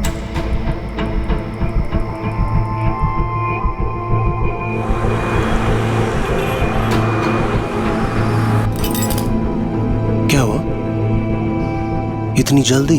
अभी तो मजा आना शुरू हुआ है। दीपक 3 बज गए और टाइम हो गया है, चलो उठो जल्दी। आज मेरा कहीं जाने का मन ही नहीं कर रहा है। मजाक बहुत हो गया, चलो उठो, जल्दी उठो, तैयार हो जाओ। दीपक भाव, दीपक भाव, फोन आ रहा है आपका, फोन तो उठाइए।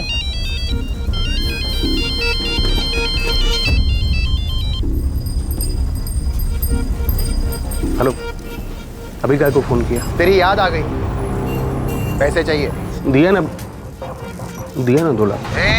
बात 5 लाख रुपए की हुई थी। अभी मेरे पास पैसा नहीं है, मेरे को कुछ टाइम। ये सब मेरी प्रॉब्लम नहीं है, कल तक पैसे चाहिए। कैसे भी, नहीं तो ये पूरी इन्फॉर्मेशन लेकर मैं सीधा। मैं समझ गया, मैं करता हूँ, मैं करता हूँ। सर, शगुन और आनंद के कॉल रिकॉर्ड और लोकेशन रिकॉर्ड आ गए हैं। सर, शगुन के पिछले 1 महीने के कॉल रिकॉर्ड में ऐसा कुछ भी नहीं मिला है जिससे हमें पता चले कि उसका किसी के साथ अफेयर चल रहा था। लेकिन सर, ये आनंद हमें तब से घुमा रहा है। मतलब ये आनंद झूठ बोल रहा है? हाँ सर, आनंद के फ़ोन लोकेशन के हिसाब से जिस दिन मर्डर हुआ दोपहर में आनंद की लोकेशन उसके घर के एरिया के आसपास थी। उसके बाद वो अपने घर से निकलकर लक्ष्मी नगर एरिया की तरफ गया। और सर, सबसे अजीब बात, उसी समय शगुन भी अपने घर से निकलकर लक्ष्मी नगर एरिया की तरफ गई थी। वहां जाने से पहले आनंद के सेल पर लास्ट कॉल किसका है? सर, किसी कल्पना आप्टे का। कल्पना मेरी पुरानी दोस्त। और इसलिए तुमने शगुन का मर्डर कर दिया? क्या सर, मैंने शगुन का खून नहीं किया। मैं ऐसा क्यों करूंगा? रीजन तो बहुत सारे हैं। तुम्हारे और शगुन की शादी को 10 साल हो गए थे, फिर भी शगुन तुम्हें बच्चा नहीं दे पा रही थी। तुम्हें कल्पना से शादी करनी थी, बच्चा चाहिए था, और शगुन रास्ते का कांटा थी। बच्चा तो नई बीवी आती तो भी नहीं हो पाता। सर, खोट शगुन में नहीं थी, मुझ में है। मैं शगुन को मां नहीं बना सकता था। शगुन का मर्डर तुमने सिर्फ इसलिए किया क्योंकि तुम्हारा और कल्पना का अफेयर था? नहीं सर, मेरा किसी के साथ कोई अफेयर नहीं है। तो शगुन को ऐसा क्यों लग रहा था? क्या ये सच नहीं है? शगुन के मर्डर के जस्ट पहले उसने तुम्हें और कल्पना को रंगे हाथ पकड़ लिया। हाँ सर, 2-3 दिन पहले ये यहाँ आई थी, बहुत हंगामा हुआ था। तुम्हें क्या लगा था आनंद? हाँ, मेरी पीठ पीछे तुम इससे मिलते रहोगे और मुझे पता नहीं चलेगा? शगुन, मेरी बात। प्लीज प्लीज आनंद, मैं अब तक सोच रही थी कि तुम सिर्फ मुझसे प्यार करते हो। मैं अपनी ही दुनिया में जी रही थी, ये भूल गई थी कि पहला प्यार तो पहला प्यार ही होता है। शगुन प्लीज, ऐसा कुछ नहीं है जैसा तुम समझ रही हो। तुम दोपहर को घर आए थे, शगुन से मिले थे, इनफैक्ट तुम दोनों के बीच सेक्स भी हुआ था। क्या बोल रहे हैं आप? मैंने ऐसा कुछ भी नहीं। झूठ बोलने से कुछ नहीं होगा। शगुन की पोस्टमार्टम रिपोर्ट में साफ लिखा है कि मौत से पहले वो फिजिकली एक्टिव थी। वो मुझे धोखा नहीं दे सकती। शगुन के साथ कोई जबरदस्ती नहीं हुआ है। शगुन की बॉडी पर स्ट्रगल के कोई भी निशान नहीं। शगुन के साथ कोई जबरदस्ती नहीं हुआ है। शगुन की बॉडी पर स्ट्रगल के कोई भी निशान नहीं। क्या ऐसा तो नहीं कि शगुन का किसी के साथ अफेयर था इसलिए तुमने उसे मार डाला? नहीं, शगुन का किसी के साथ अफेयर हो ही नहीं सकता। पर तुम्हारा अफेयर था।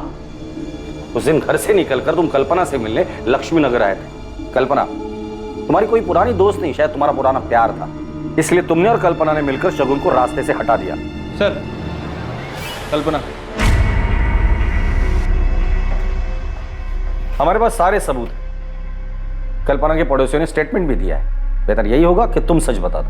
हाँ सर, मैं और कल्पना कॉलेज टाइम पर साथ में थे, एक दूसरे से प्यार भी करते थे। लेकिन सर, वो 15 साल पुरानी बात है। कॉलेज के बाद हम दोनों अलग हो गए थे और हम दोनों सिर्फ अच्छे दोस्त थे। तो तुम अपनी बीवी की नापसंदी के बावजूद भी कल्पना से मिलने जाते थे, उसे झूठ बोल के? सर, एक्चुअली में बात यह है कि रिसेंटली मेरा डिवोर्स हुआ है और मुझे मेरे फाइनेंशियल एसेट्स को लेकर एडवाइस चाहिए थी।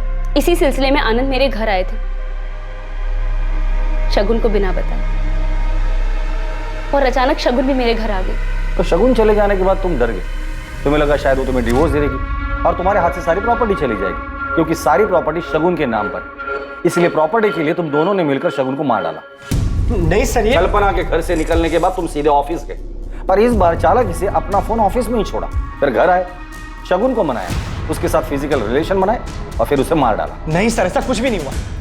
ऑफिस पहुंचने के बाद मैं ऑफिस में ही था, सीधा रात को घर के लिए निकला था। सर, आप चाहें तो मेरी कंसल्टेंसी फर्म में पूछ सकते हैं, वो लोग बताएंगे कि मैं ऑफिस पर ही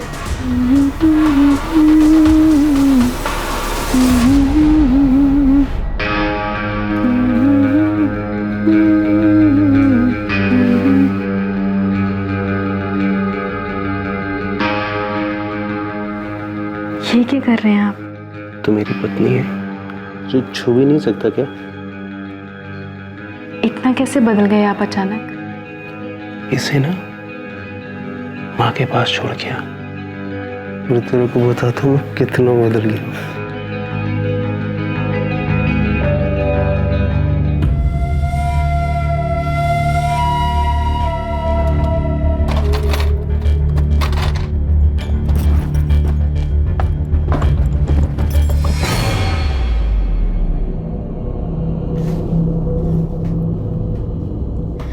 वो जाने का है। कहाँ? वो दुकान जाने का है। पर अभी पता है, पर ये काम भी जरूरी है ना। सर एक नई लीड हाथ लगी है।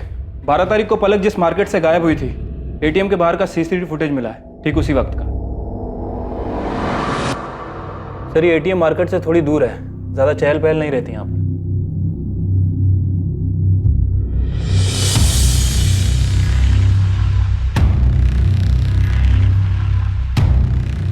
आनंद दादा को बहुत मानता हूँ, शगुन भाभी बहुत अच्छी है।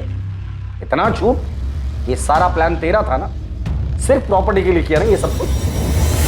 प्लान? कौन सा प्लान? संतोष आहूजा दोस्त है ना तेरा? ये तेरी गाड़ी है ना? XX34X6? बलून वाले अंकल रुको। संतोष को कितने पैसे दिए थे पलक को उठाने के लिए? इंस्पेक्टर साहब, दर्पण ने कुछ नहीं किया। संतोष को पैसे मैंने दिए थे। मैं नहीं चाहता था कि शगुन पलक को गोद ले और सब कुछ उसके नाम कर दे। आनंद ने अपना सब कुछ बनाया, बहुत पैसे कमाए, लेकिन जिस घर में वो रहता है वो मेरे पिता ने बनवाया था। उस पर मेरे बेटे का भी हक बनता है। लेकिन वो घर तो आनंद के नाम पर था और बाद में उसने वो घर शगुन के नाम पर कर दिया था। लेकिन मैं अपने बेटे के साथ ऐसी नाइंसाफी नहीं होने दे सकता था। पर इसमें शगुन की क्या गलती थी? गलती थी। मुझे पता चला कि शगुन और आनंद को बच्चा नहीं हो रहा, तो मैंने सोचा कि आखिरकार भगवान ने मेरे बेटे दर्पण के साथ न्याय किया और आगे जाके आनंद की सारी प्रॉपर्टी दर्पण और उसके बच्चों को मिल जाएगी। लेकिन जब उन्होंने मेरी बात नहीं सुनी, तब मैंने संतोष को पैसे दिए और उससे कहा कि वो पलक को तब उठाए जब वो शगुन के साथ हो, ताकि पलक के माँ बाप को शगुन लापरवाह लगे और वो उसे पलक ना दे। लेकिन फिर आपको लगा कि शायद इससे भी आपका काम ना हो, इसलिए सेफर साइड आपने शगुन को ही मरवा दिया। नहीं इंस्पेक्टर साहब, मैंने ऐसा कुछ नहीं किया है। जो आदमी खुद के फायदे के लिए एक छोटी बच्ची को किडनैप करवा सकता है, ऐसे आदमी के जुबान का कौन भरोसा करेगा? क्या हुआ? कुछ नहीं यार, बस वही रोज का ड्रामा। तूने मेरा काम किया क्या? हाँ, मेरी चाचा जी से बात हो गई है। उन्होंने कहा कि तेरे को अपनी साड़ी की शॉप पे लगवा देंगे और वहाँ तुझे रहने की भी जगह मिल जाएगी। लेकिन तू ये बता कि अपना पढ़ाई घर सब छोड़कर दिल्ली क्यों जा रहा है? बस यार, बहुत हो गया अभी, अब सहन नहीं होता मुझसे। और सर शगुन के बहनोई वरुण के बैंक डिटेल्स में कुछ अजीब मिला है। सर ऐसी 3 कंपनीज हैं जो वरुण को डायरेक्ट पैसे ट्रांसफर कर रही थी। ये आनंद के क्लाइंट से डायरेक्ट डील करता था, जिसके बारे में आनंद को पता ही नहीं। हाँ सर, लेकिन शायद किसी को पता चल गया। मेरे गहने का है अरुण? मुझे क्या पता? मुझे अच्छे से पता है कि तेरे सिवा ये काम कोई नहीं कर सकता। चिल्ला क्यों रही है? क्या हो गया? आपके भाई ने मेरे गहने चोरी किए और मुझे वो वापस चाहिए। दादा, भाभी मुझ पर झूठा इल्जाम लगा रही है। तुझे घर में चोरी करते हुए शर्म नहीं आई? लेकिन दादा, मैंने कुछ ऐसा किया ही नहीं है। ऐसा करते इसको पुलिस में दे देते। हाँ, ये सही है। बुलाइए पुलिस को, फिर पता चलेगा कि सच क्या और झूठ क्या है। ठीक है। ए रुक, तमाशा क्यों कर रही है? भाई है मेरा।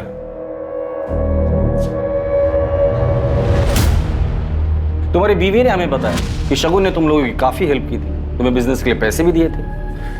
जी। जब कुछ नहीं चला, आनंद के ऑफिस में तुम्हें जॉब भी दिलवा दी और जैसे ही तुमने आनंद की कंसल्टेंसी ज्वाइन की, फ्रॉड करना शुरू कर दिया था। हमें पता चल गया है वरुण कि आनंद के क्लाइंट से तुम डायरेक्ट डील करते थे और काफी मुनाफा भी कमाया था। जाहिर सी बात है, ये बात शगुन को पता चली हो और उसे गुस्सा भी आया कि शगुन के अकाउंट से कुछ मेल मिले हैं जो उसने वरुण को भेजे थे। शगुन ने आनंद की कंसल्टेंसी में अकाउंट्स का काम देखना शुरू किया।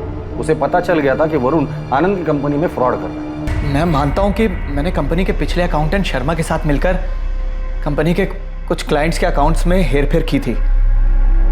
वो मेरी बहुत बड़ी गलती थी सर।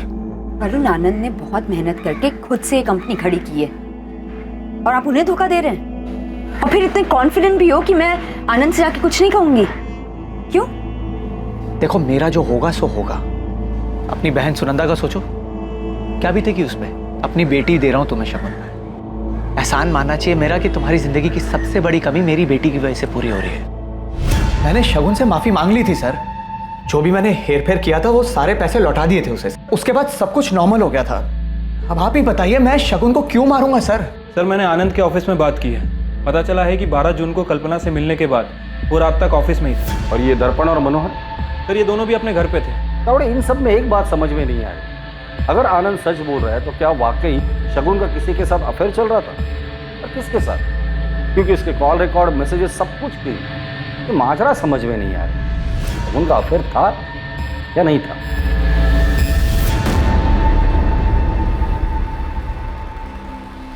शगुन की पोस्टमार्टम रिपोर्ट में साफ लिखा है कि मौत से पहले वो फिजिकली एक्टिव थी। क्या शगुन आनंद के साथ ही थी और आनंद ने ही शगुन के साथ शारीरिक संबंध बनाने के बाद उसे मार डाला? या फिर शगुन की मौत के पीछे मनोहर का हाथ था, क्योंकि मनोहर चाहता था कि शगुन पलक को गोद ना ले और शगुन और आनंद की सारी प्रॉपर्टी उसके बेटे दर्पण के हाथ आ जाए? या फिर इस सब के पीछे वरुण था, जिसके धोखे के बारे में शगुन को पता चल गया था? पुलिस इन सभी सवालों के जवाब ढूंढ ही रही थी कि उन्हें एक ऐसी खबर मिली जिसने इस केस की दिशा बदल दी।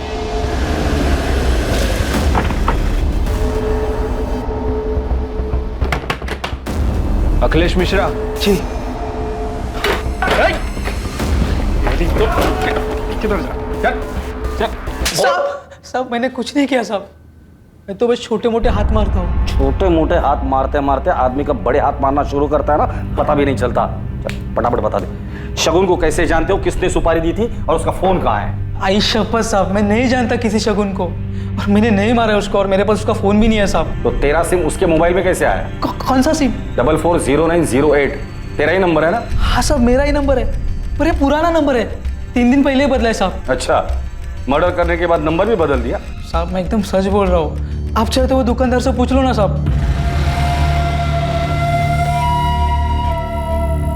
बीबी के जेवर बेच के लाया, पूरे 3 लाख है। 2 लाख पहले का, 3 ही 5 हिसाब बरोबर। इस अखिलेश ने यहीं से सिम खरीदा था? हाँ साहब, ये तो हर 3 महीने में सिम बदलता है। इसका पुराना सिम कहाँ पर है? इसने हमसे कहा था कि इसने यहीं फेंका। अक्सर यहाँ लोग पुराने सिम फेंक जाते हैं, फिर हम लोग उन्हें सेकंड हैंड मोबाइल में डाल के वो मोबाइल चेक करते हैं। अखिलेश का सिम आज सुबह ही एक्टिव हुआ है, किसी महंगे स्मार्टफोन में डाला था उसने। आज सुबह कुछ 4 फोन हमने रिपेयर में डाले। दिखाओ।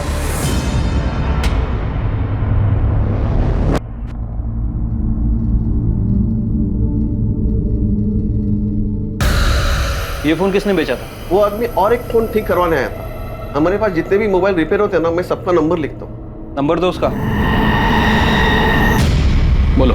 बाबू, पैसों की बहुत जरूरत थी। ऐसे अचानक क्या पता गई? वो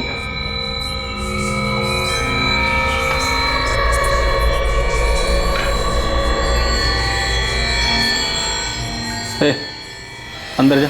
जी। बोलो, कितने चाहिए? 1 लाख। जिस आदमी ने शगुन का फोन बेचा था उसका नाम दीपक काले है, ये उसकी कॉल लिस्ट है सर। और सर इतना ही नहीं, ये दीपक काले प्रकाश सुर्वे के लगातार टच में था। प्रकाश सुर्वे? वो हिस्ट्री शीटर? बेटा थोड़ा सा। अच्छा एक स्पून रोटी दे। ला रही हूँ। मम्मी देखिएगा कौन है। देखो, सुनाई नहीं दिया क्या? रोटी लाके देना। ला रही हूँ। तुझे 56 वो कम कराते हैं। अरे कहाँ ले जा रहे हो उसे? हुआ क्या? साहब मैंने कुछ नहीं किया। तो फिर प्रकाश सुर्वे को कैसे जानते हो? वो प्रकाश मेरे को ब्लैकमेल कर रहा था। किस लिए? गणपत भाव मेरे बिजनेस पार्टनर हैं और उनकी पत्नी मीना के साथ मेरा आज मेरा कहीं जाने का मन ही नहीं कर रहा है। मजाक बहुत अच्छा, चलो उठो, अभी लेट हो रहा है। साहब वो प्रकाश गणपत भाव का दूर का रिश्तेदार है, मुझे सब पता। फिर वो मेरे को ब्लैकमेल करने लगा। बोला अगर पैसा नहीं दिया तो वो फोटो लेके वो गणपत भाव को दे देगा। गणपत भाव बहुत खतरनाक आदमी, वो मेरे को मार डालता। शगुन को क्यों मारा वो बता। शगुन नहीं साहब, शगुन जी मेरी दूर के रिश्तेदार है। मैं एक दूसरे को जानते हैं, लेकिन कभी ऐसा कोई बात नहीं होती। तो फिर शगुन का फोन तेरे पास कैसे आया? उनका फोन मेरे पास नहीं साहब। 478967 ये तुम्हारा ही नंबर है ना? हाँ सर। तुम्हारा फोन खराब हो गया, रिपेयरिंग के लिए दिया था ना? हाँ लेकिन। और वही तूने शगुन का मोबाइल बेचा था? नहीं साहब, मैंने कोई फोन नहीं बेचा, मैं तो मार्केट गया भी नहीं। अरुण काले, चल तेरे भाई ने बुलाया। अरुण काले, शगुन के कॉल रिकॉर्ड में तुम्हारा नंबर एक बार भी नहीं दिखाई दिया। तुम्हारे भाई का कहना है कि तुम दोनों परिवार दूर के रिश्तेदार हो, लेकिन ज्यादा बातचीत नहीं। फिर तुमने शगुन को क्यों मारा? कोई ऐसी चीज है जिसकी आपने बचपन से ही चाह की हो और हर बार आपकी उम्मीद टूटी हो, जो कुछ भी बच गया वो सिर्फ और सिर्फ मलाल हो, फिर अचानक आपको वो चीज़ एक दिन मिल जाती है, मन में से मलाल हटकर प्यार भर जाता है और फिर अचानक से पता चलता है कि सब कुछ एक धोखा था, सिर्फ इस्तेमाल किया जा रहा था मेरा। और मुझे धोखा शगुन ने दिया था। अरे आप यहाँ? अरुण। शगुन मेरी दूर की रिश्तेदार थी। हमारी मुलाकात अचानक हुई कुछ 9-10 महीने पहले, और फिर हमारे मिलने का सिलसिला कभी थमा ही नहीं। हमारी बातें कब मिनटों से घंटों और घंटों से दिनों में बदल गई, कुछ पता ही नहीं चला। और मैं तो चुप ही नहीं होना चाहता था। शायद जिंदगी में पहली बार कोई मुझे सुन रहा था, समझ रहा था। हम हर तरह से करीब हैं, मन से, जिस्म से। मैं शगुन से प्यार करने लगा। असल में प्यार शब्द ही छोटा लगने लगा। और फिर तुमने अपने प्यार की ही हत्या कर दी। हत्या मैंने नहीं, शगुन ने की थी। 1 महीने पहले अचानक उसने मुझसे कहा कि अब वो मुझसे कोई भी रिश्ता नहीं रखना चाहती, मुझसे मिलना भी नहीं चाहती थी वो। मैंने उसे समझाने की बहुत कोशिश की, पर उस दिन मुझसे रहा नहीं गया। हमारे बीच में कुछ नहीं है अरुण, तुम जाओ यहाँ से, जाओ। तुम ऐसा क्यों बोल रही हो शगुन? हम एक दूसरे से कितना प्यार करते हैं। मैं तुमसे प्यार नहीं करती हूँ अरुण, समझो। और तुम भी मुझे भूल जाओ हमेशा के लिए। भूल जाऊं? ठीक है, मैं तुम्हें भूल जाऊंगा, लेकिन तुम्हें बाय बोलने से पहले एक आखिरी बार, एक बार प्लीज।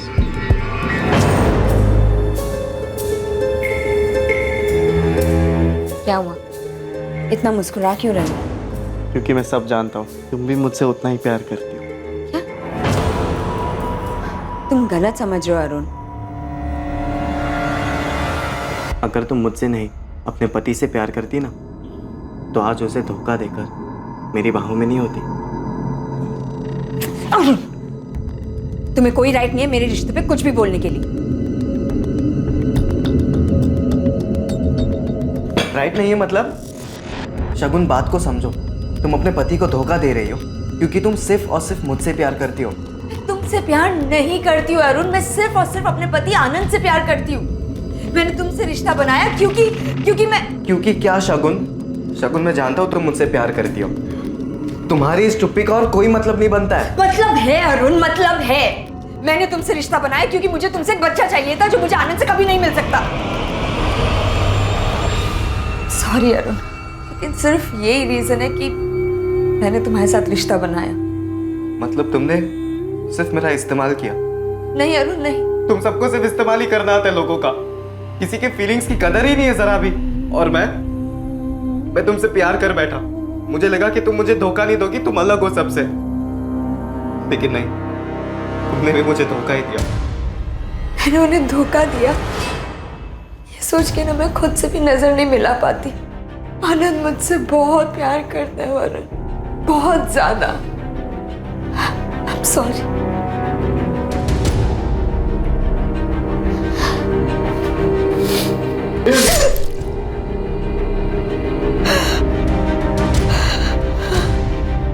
पढ़ाई के नाम पे से दोनों को पैसे बर्बाद हो रहे हैं और कुछ नहीं। कौन सा काम का है? हमारे बीच में कुछ नहीं है अरुण। यहाँ साहब के जैसा बैठा रहेगा। तेरे से दुकान में कोई काम तो होता नहीं है। प्यार नहीं करती हूँ अरुण। पढ़ के तू कौन सा बड़ा अफसर है?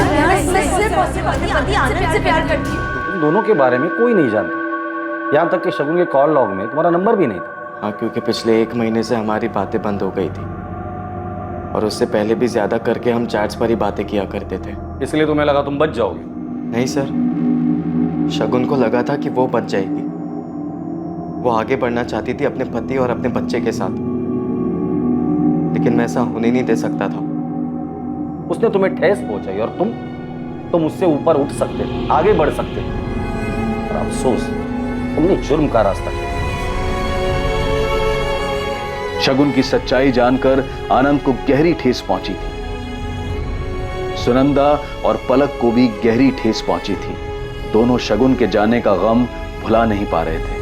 दुख, दर्द, तकलीफ ये सब जिंदगी का हिस्सा है, लेकिन जब कभी हम इसे अपनी जिंदगी बना लेते हैं तब जीवन को नर्क बनते देर नहीं लगती। दुनिया में किसी की भी जिंदगी आसान नहीं होती है, सबको कोई ना कोई परेशानी जरूर सताती है, लेकिन इसका मतलब ये नहीं है कि अपनी परेशानी की आड़ में हर कोई जुर्म के रास्ते पर निकल पड़े।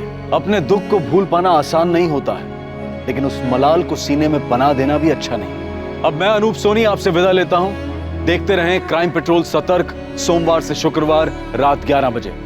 और याद रखें, क्राइम और आपके बीच में सिर्फ इतना फर्क है कि आप कितने सतर्क हैं। सतर्क रहें, सुरक्षित रहें। जय हिंद। इस तरह के और भी एपिसोड देखने के लिए हमारे चैनल को सब्सक्राइब करें और बेल आइकन दबाना ना भूलें।